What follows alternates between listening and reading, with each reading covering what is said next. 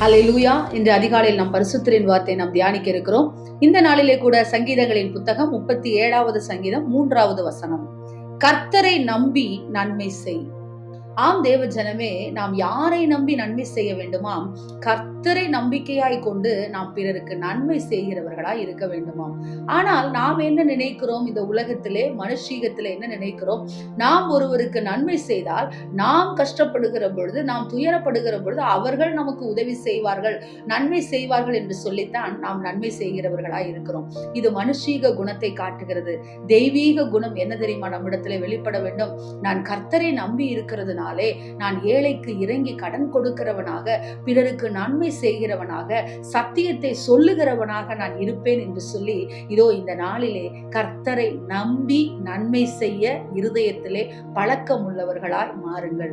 ஆம் தேவ ஜனமே, இயேசு கிறிஸ்து இந்த உலகத்தில் வாழ்ந்த பொழுது எல்லாருக்கும் நன்மை செய்தார். அவர் நன்மை செய்கிறவராய் சுற்றி திரிந்தார் என்று சொல்லி வசனம் சொல்லுகிறது. நன்மை செய்தவர்கள் மத்தியில் அவர்கள் அவருக்கு தீமை செய்வார்கள் என்று தெரிந்திருந்தும் கூட அவரோடு கூட இருந்த சீஷர்கள் மாத்திரமல்ல, உலகத்தில் அவர் எந்தெந்த இடத்திற்கு சென்றாரோ அந்தந்த இடங்களில் இருந்த ஜனங்களுக்கெல்லாம் நன்மை செய்தார். இயேசு கிறிஸ்துவினுடைய பிள்ளைகளாய் இருக்கக்கூடிய நாமும் பிறருக்கு நன்மை செய்வோம். நம்மால் முடிந்தவரை நாம் பிறருக்கு நன்மை செய்வோம். மேலான நன்மை என்ன தெரியுமா? சத்தியத்தை அவர்களுக்கு சொல்லிக் கொடுப்பது. அந்த நன்மையை பிறருக்கு செய்யுங்கள். அது இம்மைக்கும் மறுமைக்கும் உதவுகிறதா இருக்கும். ஆமென். ஸ்தோத்திரம்.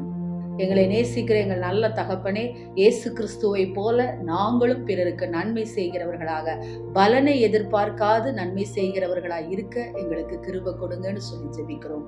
இயேசுவின் நாமத்தில் ஜெபிக்கிறோம் நல்ல பிதாவே. ஆமென். Praise the Lord. ஹல்லேலூயா.